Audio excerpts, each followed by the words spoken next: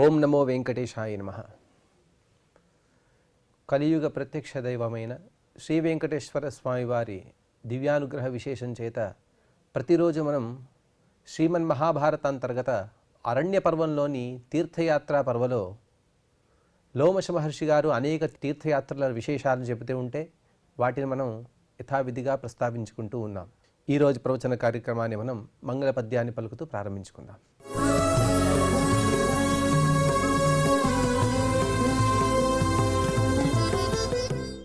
నారాయణం నమస్కృత్య నరం చైవ నరోత్తమం దేవీం సరస్వతీం వ్యాసం తతో జయముదీరయేత్. పూర్వం లోమశ మహర్షి గారు సరస్వతీ తీర్థ విశేషాన్ని అలాగే విపాష అనే ఒక నది యొక్క వివరణను కూడా ఇచ్చారు. విపాష అని ఎందుకంటారు అంటే కశ్యప మహర్షి గారు పాశములతో సహా అనగా తమ కాళ్లను చేతులను కట్టుకుని లోపల దిగితే ఆ పాశాలు వాటంతటా అవే తొలగిపోయాయి కాబట్టి ఇందులో దిగిన వారి పాశాలు అనగా బంధాలు తొలగింపబడతాయి. అందుకోసమే ఈ నదిని విపాష అని పిలుస్తారు. ఇంకొక అర్థం ఏంటంటే పాశము అంటే బంధము, బంధము అంటే భవబంధము, సంసారం అనే బంధము. ఆ సంసారం నుండి కూడా జీవుడు విముక్తుడవుతాడు కాబట్టే ఈ నదిని విపాష అని పిలుస్తారు. తదుపరి లోమశ మహర్షి గారు కాశ్మీర మండలం చైతత సర్వపుణ్య మరిందమ మహర్షిభిశ్చాధ్యుషితం పశ్చేదం భ్రాతృభిః సహ. హే యుధిష్ఠిర, అదిగో కాశ్మీర ప్రదేశం కనబడుతోంది. మన భారతదేశానికి ముకుటప్రాయమైనటువంటి గొప్పదైనటువంటి క్షేత్రం అది కాశ్మీర దేశము. ఇక్కడ ఎందరో మహర్షులు ఇక్కడ వారు తపస్సును ఆచరిస్తూ ఉంటారు. అలాగే యత్రోత్తరాణం సర్వేషాం ఋషీణాం నాహుషస్య చ అగ్నేశ్చైవాత్ర సంవాదః కాశ్యపస్య చ భారత. భరతవంశంలో పుట్టినటువంటి యుధిష్ఠిర, ఏ ప్రదేశంలో అయితే అనగా ఏ కాశ్మీర ప్రదేశంలో అయితే సమస్త ఋషులు వారు కూడా ఇక్కడి వారంటే ఉత్తర ప్రదేశం నుండి వచ్చినటువంటి ఋషులు వారు, అలాగే నహుషుని కుమారుడైనటువంటి యాతి చక్రవర్తి, సాక్షాత్తుగా అగ్నిహోత్రుడు, అలాగే కశ్యప మహర్షి, వీరందరూ కూడా ఎక్కడైతే సంవాదాన్ని చేసుకున్నారో అనగా తత్వజ్ఞాన విచారాన్ని చేశారో వీరందరూ కలిసి ఈ కాశ్మీర దేశంలో ఒక గొప్ప సత్రాన్ని నిర్వహించారు. ఆ సత్రంలో పరమాత్మ యొక్క తత్వాల గురించి విశేషంగా చర్చిస్తూ చివరికి అనేక విషయాలను ఇక్కడ నిరూపించారు. కాబట్టి అటువంటి గొప్పదైనటువంటి క్షేత్రమయ్యా ఇది. అలాగే ఏతద్వారం మహారాజ మానసస్య ప్రకాశతే వర్షమస్య గిరేర్మధ్య రామేణ శ్రీమతాకృతం. కాశ్మీర్ దేశం అంటే ఇది మానస సరోవరానికి ద్వారభూతమైనటువంటిది. మానస సరోవరం గురించి మనం వినే ఉంటాం. మానస సరోవరం అంటే సాక్షాత్తుగా చతుర్ముఖ బ్రహ్మగారు వారి మనస్సు యొక్క సంకల్పం చేత నిర్మించిన ఒక గొప్పదైనటువంటి సరోవరము. ఈ సరోవరం నుండి ఆ సరోవరంలో నిండినటువంటి ప్రవాహం ఏదైతే ఉందో అదే సరయుగా కూడా పిలువబడుతుంది. అటువంటి సరోవరము, ఆ సరోవరానికి ద్వారభూతమైనటువంటి ఈ కాశ్మీర ప్రదేశము. అలాగే ఈ కాశ్మీర ప్రదేశానికి కింది భాగం ఏదైతే ఉన్నదో ఇదంతా కూడా వర్షమస్య గిరేర్మధ్యే రామేణ శ్రీమతాకృతం. వర్షము అనగా వాసస్థానము. పూర్వకాలంలో అక్కడ ఎక్కువగా ప్రజలు నివసించేవారు కాదు. కానీ ఎప్పుడైతే అయోధ్య పట్టణానికి శ్రీరాముడు చక్రవర్తిగా ఉన్నాడో ఆ సందర్భంలో ఈ కాశ్మీర దేశం యొక్క కింది భాగంలో అనగా కాశ్మీర దేశానికి దానిపైన ఉన్నటువంటి మానస సరోవరానికి వీటికి అన్నిటికి కూడా కింది భాగంలో గొప్పదైనటువంటి ఆవాస స్థానాన్ని కల్పించారు. ప్రజలందరూ కూడా అక్కడ నివాసాన్ని ఏర్పరచుకున్నారు. కాబట్టి అటువంటి గొప్పదైనటువంటి దివ్యమైన ఆవాస స్థానమయ్యా ఇది. అలాగే ఇంకొక సరోవరాన్ని కూడా లోమశ మహర్షి గారు చూపిస్తూ ఏష వాతి కషండో వై ప్రఖ్యాత సత్యవిక్రమ నాట్యవర్తత యద్వారం విదేహాదుత్తరం చయ. శ్రీరామునికి ప్రజలపైన ఎంతటి ప్రేమ ఉన్నదో అలాగే తన మామగారిని కూడా అంతే గౌరవించేవాడట. మామగారి ఊరిని దాటి వెళ్ళేవాడు కాదు. ఇప్పుడు కూడా మనం ఈ కాలంలో ఆ అయోధ్యాధిపతి అయినటువంటి శ్రీరాముని యొక్క మామగారి ఊరు ఉంటే జనకపురం. జనకపురం అంటే ప్రస్తుతం నేపాల్ ప్రాంతంలో ఉన్నది. శ్రీరాముడు ఎప్పుడు కూడా ఆ నేపాల్ ప్రాంతాన్ని దాటి పైకి వెళ్ళలేదట. ఎందుకంటే అంతదాకా వెళ్ళినటువంటి శ్రీరాముడు చాలా కాలం వరకు కూడా తన మామగారి ఇంటే వాసంగా ఉండేవాడు. ఎంతకాలం ఎన్నిసార్లు వెళ్ళినా కూడా ఆ ప్రదేశాన్ని దాటి పైకి వెళ్ళలేకపోయాడు. అంటే అదంతా కూడా తన మామగారి పైన చూపినటువంటి ప్రేమ. అక్కడ ఉన్నటువంటి తీర్థం ఏదంటే వాతికషండము అని ఇక్కడ చెప్పారు. అంటే జనకపురం అంటే ఇప్పుడున్నటువంటి నేపాల్ పైనుండి కొన్ని కమల పుష్పాలన్నీ కూడా కొట్టుకు వచ్చేవిట. కొట్టుకు వచ్చినా కూడా అవంతా కూడా ఈ తీర్థం ఏదైతే ఉన్నదో, వాతికషండం అనే ఒక తీర్థం ఏదైతే ఉన్నదో దాన్ని దాటి కిందికి రాలేకపోయాయి. ఇక్కడంతా కూడా చాలా దట్టమైనటువంటి అడవి ఉన్నది కాబట్టి ఆ కాననాన్ని వనప్రాంతాన్ని దాటి రాలేకపోయాయి కాబట్టి దాన్ని వాతికషండము అని పిలిచారు. అటువంటి గొప్పదైనటువంటి ప్రాంతం ఇది. ఇదంతా కూడా జనకపురం యొక్క వెనక భాగంలో వస్తుంది అని మహర్షి గారు చెప్పి, ఇదమాశ్చర్యం అపరం దేశేస్మిన్ పురుషర్షభ క్షీణే యుగేతు కౌంతేయ సర్వస్య సహ పార్షదై సహోమయాచ భవతి దర్శనం కామరూపిణః.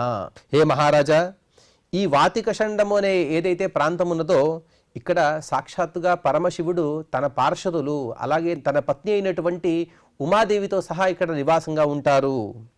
వీరందరూ కూడా ఉండేటువంటి ఈ ప్రదేశం ఏదైతే ఉందో చాలా ఆశ్చర్యకరమైనటువంటి ప్రదేశము. ఎందుకు అంటే క్షీణే యుగేతు కౌంతేయ, కొంత యుగం క్షీణం అయిపోయిన తర్వాత దీనికి నీలకంఠాచార్యుల వారు ఈ విధంగా చెబుతారు. మొత్తానికి 5 విధంగా మనం కాలాన్ని గణిస్తూ ఉంటాం. అవేవి అంటే సౌరవము, సావనము, బార్హస్పత్యము, నక్షత్రము, అలాగే చాంద్రము అని. ఈ 5 యుగాలు కూడా ఎప్పుడైతే అయిపోతాయో అప్పటికి ఒక్కసారి తన పార్షదులతో సహా తన సతితో సహా పరమశివుడు అక్కడ అందరికి కూడా దర్శనాన్ని ఇస్తాడు. అటువంటి దివ్యమైనటువంటి క్షేత్రము వాతికషండము. ఈ విషయాన్ని తర్వాత శ్లోకంలో చెబుతారు. అంటే సంవత్సరానికి ఒకసారి ఎప్పుడు పరమశివుని యొక్క దర్శనం అవుతుంది అంటే అస్మిన్ సరసి సత్రైర్వైర్ చైత్రే మాసి పినాకినం యజంతే యాజికా సమ్యక్ పరివారం శుభార్థినః. సపరివారంగా వచ్చినటువంటి ఋషులు మునులు వీరందరూ కూడా చైత్రే మాసి, చైత్రమాసం యొక్క ఆదిలో అనగా ఉగాది, మనం ఇక్కడైతే తెలుగు సంవత్సరానికి లేకపోతే సంవత్సర ఆదిగా ఏదైతే పిలుస్తూ ఉంటామో ఆ యుగాది రోజున సాక్షాత్తుగా పరమశివుడు ఇక్కడ అందరికి కూడా దర్శనాన్ని ఇస్తాడు. అటువంటి దివ్యమైనటువంటి క్షేత్రం ఇది. అత్రోపస్పృశ్య సరసి శ్రద్ధదానో జితేంద్రియ క్షీణపాప శుభాల్లోకాన్ ప్రాప్నుతే నాత్ర సంశయ. పరమశివుడు అంటే మన ఇంద్రియాలకు అలాగే మనస్సు కూడా అభిమాని దేవత. మనస్సు నిగ్రహంగా ఉండాలి, ఎప్పుడూ కూడా సద్విచారాలను ఆలోచిస్తూ ఉండాలి అంటే దానికి పరమశివుని యొక్క అనుగ్రహమే ప్రధానము. ఆ పరమశివుని దివ్య సన్నిధానంతో కూడినటువంటి ఈ క్షేత్రంలో ఎవరైతే స్నానాదులను చేస్తారో వారు క్షీణపాప, వారి పాపాలన్నీ కూడా తొలగింపబడుతాయి. అలాగే వారు ఇక్కడ ఈ లోకంలో తనువు చాలించిన తర్వాత పై లోకంలో శుభలోకాలనే పొందుతారు. ఇందులో ఎటువంటి సంశయము లేదు. నాత్ర సంశయ శుభాన్లోకాన్ ప్రాప్నుతే నాత్ర సంశయ. ఈ విషయంలో ఎటువంటి సందేహం కూడా అవసరం లేదు అని లోమశ మహర్షి గారు చెప్పారు. తర్వాత ఇంకాస్త ముందుకు వచ్చిన తర్వాత అక్కడ ఇంకొక తీర్థాన్ని పరిచయం చేస్తూ ఉన్నారు. ఏష ఉజ్జానకో నామ పావకరి ఎత్ర శాంతవాన్ అరుంధతీ సహాయశ్చ వశిష్ఠో భగవాన్ ఋషి. ఇంకొక తీర్థము ఉజ్జానకము అని చెప్తారు. మొదటిగా ఈ ఉజ్జానక తీర్థం గురించి హరివంశ పురాణంలో చెబుతారు. సముద్రో వాలుకాపూర్ణ ఉజ్జానక ఇతి శ్రుతః. ఇసుక రేణువులతో కూడినటువంటి సముద్రం ఏదైతే ఉన్నదో దానికి ఉజ్జానకము అని అక్కడ పిలిచారు. కానీ ఇక్కడ ఇంకొక విషయాన్ని చెబుతారు. ఏ క్షేత్రంలో అయితే తారకాసురుడిని వధించిన తర్వాత కుమారస్వామి గారు ప్రశాంతతను పొందారో, అంటే తారకాసుర వృత్తాంతం చెప్పేటప్పుడు అతను అగ్నికుమారుడు అలాగే రుద్రవీర్య సంభూతుడు, ఈ విధంగా అనేక విషయాలను చెబుతారు. తారకాసురుడిని సంహరించే సమయంలో ఆ కుమారస్వామి వారు చాలా ఆవేశంతో ఉన్నారు. ఆవేశమని చెప్పడం కన్నా ఒక ఉద్వేగం. ప్రజలందరికీ కూడా లోకానికి కళ్యాణకరమైనటువంటి రోజులను అందించాలి, ఆ శుభ పరిణామాలు కలగాలి అనే ఒక సదుద్దేశంతో ఉన్నారు. కాబట్టి ఆ ఉద్వేగంతో తారకాసురుడిని వధించిన తర్వాత ఆ ఉద్వేగం తగ్గలేదట. కానీ ఈ ఉజ్జానకమనే తీర్థానికి వచ్చిన తర్వాత ఆ కుమారస్వామి వారు కూడా ప్రశాంతతను పొందారు. అలాగే అరుంధతి సహాయుడైనటువంటి అనగా అరుంధతి సహితుడైనటువంటి వశిష్ఠ మహర్షి గారు కూడా ఇక్కడికి వచ్చిన తర్వాత ప్రశాంతతను పొందారు. ఎప్పుడు అంటే వశిష్ఠ విశ్వామిత్రుల యుద్ధం పలుమార్లు జరిగింది.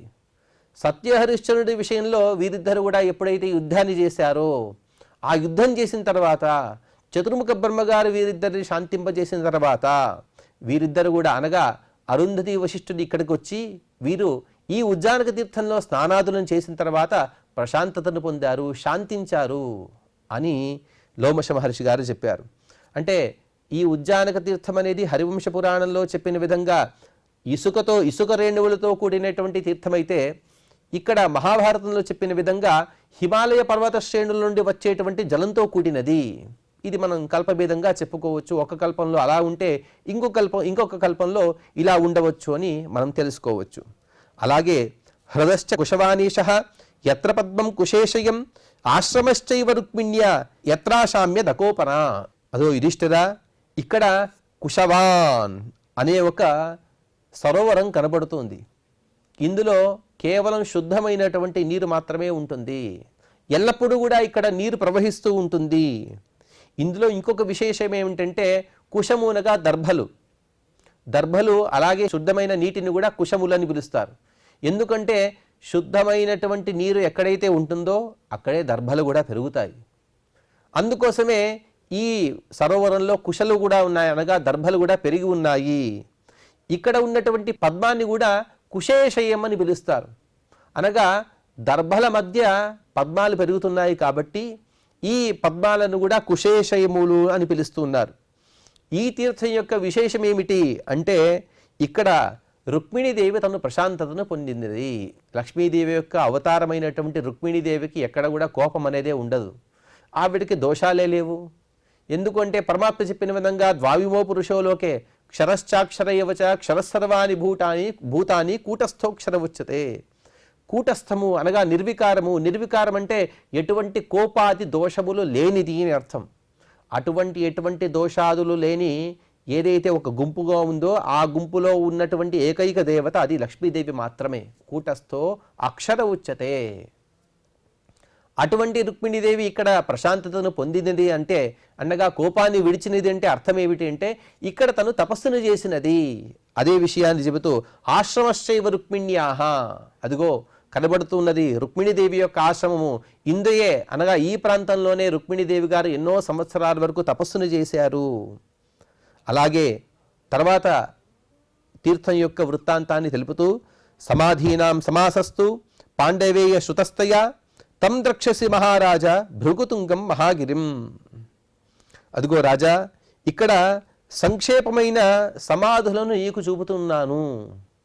సమాధులు అంటే మనం ఇప్పుడు చెప్పుకునే విధంగా ఏదో మన పార్థివ శరీరాలను పూడ్చే ప్రాంతం కాదు. సమాధులు అంటే స్థల విశేషాలు అని అర్థం. ఎన్నో స్థల విశేషాలను లోమశ మహర్షి గారు చూపుతూ ఉన్నారు. చూపిస్తూ ఇదిగో సమాధీనాం సమాసహ.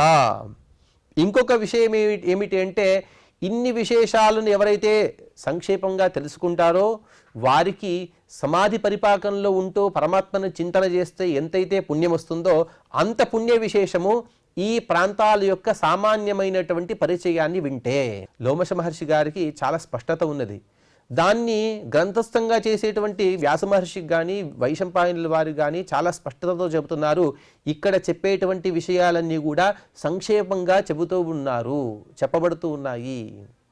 ఎందుకంటే ఒక్కొక్క తీర్థానికి కూడా అనేక మహాత్మ్యాలు ఉన్నాయి. అన్ని మహాత్మ్యాలను చెబుతూ పోతే దానికే ఎంతో పెద్ద గ్రంథాన్ని రచించవలసి ఉంటుంది.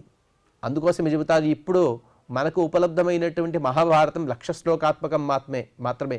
కానీ శతకోటి ప్రవిస్తరమైనటువంటి మహాభారతం ఇంకొకటి ఉన్నది, అది ఇప్పుడు ఉపలబ్ధి లేదు. దాన్ని ఆధారంగా చేసుకునే ఈ మహాభారతం అనేది ప్రవృత్తమైనది.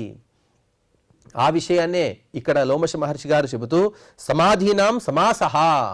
అయ్యా, ఇంతవరకు నేనైతే చెప్పానో ఏ తీర్థాలు క్షేత్రాల యొక్క విశేషాలను చెప్పాను వీటినన్నిటిని కూడా సమాసహ అనగా సంక్షేపంగా చెప్పాను. ఇవన్నీ కూడా నీ చేత వినబడ్డాయి.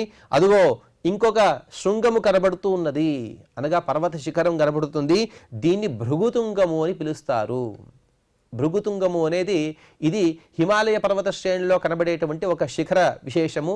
ఆ భృగుతుంగాన్ని కూడా మహర్షి గారు చూపిస్తారు. చూపిస్తూ వితస్తాం పశ్య రాజేంద్ర సర్వపాప ప్రమోచనీం మహర్షిభిశ్చాద్యుషితాం శీతతోయాం సునిర్మలాం. ఇంకొక తీర్థము నది, ఆ నది పేరు వితస్తా అని. ఈ వితస్తా అనే నదిని ఇప్పుడు జీలం అనే నదిగా మనం పిలుస్తూ ఉన్నాం. ఈ జీలం నది సింధు నదికి ఉపనదిగా ఉన్నది. అటువంటి దివ్యమైనటువంటి అన్ని పాపాలను కూడా పోగొట్టేటువంటి ఈ వితస్తా అనే నది, అటువంటి నదిని దర్శనం చేసుకోవయ్యా రాజేంద్ర. ఎందరో మహర్షులు ఇక్కడొచ్చి స్నానాదులు చేస్తూ ఉంటారు. శీతతోయాం, ఇప్పుడు కూడా జీలం నది గురించి చెబుతూ ఉంటారు. శీతాకాలంలో మొత్తం గడ్డగట్టిపోతుంది. అటువంటి అత్యంత శీతలమైనటువంటి పానీయం, నీరు కలిగినటువంటి సునిర్మలాం, శుద్ధోదకంతో కూడినటువంటి నది ఇది. ఇందులో స్నానాదులు చేయమని మహర్షి గారు చెప్పారు. అలాగే జలాం చోపజలాం చైవ యమునామభితో నదీం ఉషీనరో వై యత్రేష్ట్వా వాసవా దత్యరిచ్చత. ఇంకొక రెండు నదుల యొక్క పరిచయాన్ని చెబుతూ ఉన్నారు. ఒక నది పేరు జలా, ఇంకొక నది పేరు ఉపజల అని. ఈ రెండు నదులు ఎక్కడైతే సంగమిస్తాయో దాన్ని యమునగా పిలుస్తూ ఉన్నారు. ఇప్పుడు మనం యమునోత్రి అని దేన్నైతే పిలుస్తున్నామో దీనికి పై భాగంలో జల మరియు ఉపజల నదులు ఇవి రెండు కూడా ప్రవహిస్తూ ఉన్నాయి. ఈ రెండు కలిసి యమునోత్రిలో కలిసి అక్కడ నుండి యమునాగా వీటినన్నిటి కూడా మనం వ్యవహరిస్తూ ఉంటాం. అటువంటి ఆ యమునా నదిని చూడవయ్యా. ఈ యమునా నది యొక్క విశేషాన్ని చెబుతూ ఉషీనరో వై యత్రేష్ట్వా, ఈ యమునా నదికి అలాగే యమునా నది యొక్క కింద ప్రాంతంలో అనగా ఇప్పుడు ఉండేటువంటి హరిద్వార్ వీటి మధ్యలోనే ఉషీనరుడు తను యజ్ఞాన్ని చేశాడు. యజ్ఞం చేయడం వలన అతనికి ఎంత పుణ్యం వచ్చింది, ఎంత ధర్మాన్ని పొందాడు అంటే వాసవా దత్యరిచ్చత, ఇంద్రుడి కన్నా గొప్పదైనటువంటి యోగ్యతను పొందాడు. సామాన్యంగా ఒక దేవత గురించి చెబుతూ ఆ దేవతల యొక్క యోగ్యతను చెబుతూ ఆ దేవతల కన్నా ఎక్కువ యోగ్యతను పొందారు, పుణ్య విశేషాన్ని పొందారు అంటే అర్థం ఏమిటి అంటే, ఇంద్రుడు శతక్రతువుగా మనం పూర్వం చెప్పుకున్నాం. 100 అశ్వమేధ యాగాలు చేసిన వాడు ఇంద్రుడైతే దానికన్నా ఎవరైనా పుణ్యాన్ని ఎక్కువగా సంపాదిస్తే వారందరూ కూడా ఇంద్రుని యొక్క సింహాసనంలో అధిష్ఠిస్తారు. కొంతకాలం నహుషుడు ఇత్యాదులు మనం చూస్తూనే ఉంటాం. ఇంకొందరు ఇంద్రునితో సహా ఆ ఆసనంలో కూర్చున్నాడనే విషయాన్ని కూడా పూర్వం మనం విన్నాం, పృథు చక్రవర్తి ఇత్యాదులు. అదేవిధంగా ఉషీనరుడు కూడా అంతటి గొప్ప యజ్ఞాన్ని చేశాడు, అంత పుణ్య విశేషాన్ని కూడా పొందాడనే అర్థం మాత్రమే గాని ఇంద్రుని కన్నా ఎక్కువ పుణ్యాన్ని చేశాడనే దానిలో ఎటువంటి తాత్పర్యం లేదు. అటువంటి ఉషీనర చక్రవర్తి ఇక్కడ యజ్ఞాన్ని చేశాడయ్యా. ఉషీనరుడు అంటే శిబి చక్రవర్తి. మనం దానాన్ని ఎవరైనా ఎక్కువగా చేస్తుంటే వారిని శిబి చక్రవర్తితో పోలుస్తూ ఉంటాం. అటువంటి శిబి చక్రవర్తి యొక్క వృత్తాంతం ఇక్కడ ప్రారంభమవుతూ ఉంది. ఆ శిబి చక్రవర్తినే ఉషీనర అని పిలిచారు. ఎందుకంటే ఉషీపూరకో వాంఛాపూరకో నరో యత్ర అని కోశంలో చెబుతారు. అనగా మనం ఏదైనా కోరికలతో వెళితే ఆ కోరికలను పూర్తిగా చేసేవాడు, మనం కోరినటువంటి వరాన్ని ఇచ్చేవాడు కాబట్టే అతడిని ఉషీనర, మనం కోరిన కోరికలను పూర్తిగా ఇచ్చేవాడు, మనల్ని సంతృప్తి పరిచేవాడు అనే అర్థంతో ఉషీనర శబ్దం ఇక్కడ ప్రవృత్తమవుతోంది. అటువంటి గొప్ప రాజైనటువంటి ఉషీనరుడు అనగా శిబి చక్రవర్తి యజ్ఞాన్ని చేసిన భూమి ఇది. తాం దేవ సమితిం తస్య వాసవశ్చ విశాంపతే అభ్యాగచ్చన్ నృపవరం జ్ఞాతుమగ్నిశ్చ భారత. ఈ రెండు శ్లోకాల మధ్యలో మనం ఒక శ్లోకాన్ని ఉదాహరణగా తీసుకోవాలి. శ్లోకాన్ని ఉదాహరణగా తీసుకోవడం కన్నా ఒక శ్లోక తాత్పర్యాన్ని కూడా తెలుసుకోవచ్చు. అనగా ఒక రాజు యొక్క లేకపోతే ఒక ఋషి యొక్క వృత్తాంతాన్ని లోమశ మహర్షి గారు సంక్షేపంగా చెబితే దాన్ని యుధిష్ఠిరుడు ప్రశ్నించిన విధంగా, అనగా ఇంతవరకు కూడా ఉషీనర చక్రవర్తి ఇక్కడ యజ్ఞాన్ని చేశాడు, అందుకు యుధిష్ఠిరుడు అడిగాడు ఉషీనరుడు అంటే ఎవరు, అతని వృత్తాంతాన్ని తెలపమని కోరగా అందుకోసం లోమశ మహర్షి గారు ఈ శ్లోకంలో చెబుతూ ఆ ఉషీనర చక్రవర్తిని ఒకసారి పరీక్షించుటకై అభ్యాగచ్చందుపవరం జ్ఞాతుం అగ్నిశ్చ భారత వాసవశ్చ అగ్నిశ్చ, సాక్షాత్తుగా దేవేంద్రుడు అలాగే అగ్నిదేవుడు వీరిద్దరూ కూడా అతని ధర్మ ప్రవృత్తి ఎంత ఉన్నది అనే ఒక విషయాన్ని తెలుసుకున్నట్టుకై వీరు ఇక్కడికి వచ్చారు ఈ శిబి చక్రవర్తి దగ్గరికి. ఎలా వచ్చారు అంటే జిజ్ఞాసమానో వరదో మహాత్మానముషీనరం ఇంద్రశ్చేన కపోతగ్ని భూత్వా యజ్ఞేభి జగ్మతు.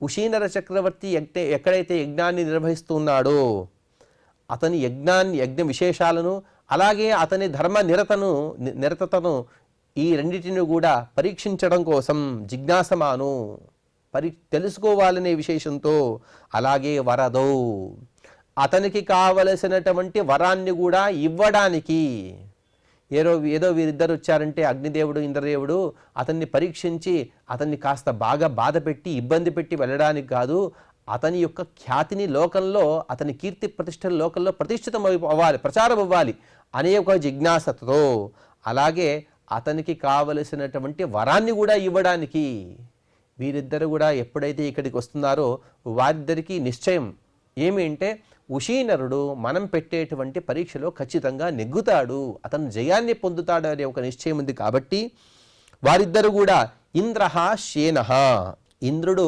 డేగగా మారిపోయాడు, డేగ పక్షి అని మనం వింటుంటాం శేన పక్షిగా. అలాగే కపోతః అగ్నిః, అగ్నిహోత్రుడు కపోతముగా అనగా పావురాయిగా మారిపోయి వీరిద్దరు కూడా రెండు పక్షి రూపంలో ఎక్కడైతే ఉషీనరుడు యజ్ఞాన్ని చేస్తున్నాడో ఆ యజ్ఞ మంటపానికి వీరిద్దరు కూడా వచ్చేశారు. వచ్చి ఊరూరాజ్ఞ సమాసాద్య కపోత శేనజాద్భయాత్ శరణార్థి తదా రాజన్ నిలిల్యే భయపీడితః. ఎక్కడైతే రాజుగారు కూర్చున్నారో ఆ రాజుగారి తొడపైన ఆ కపోతము అనగా పావురాము వాలినది.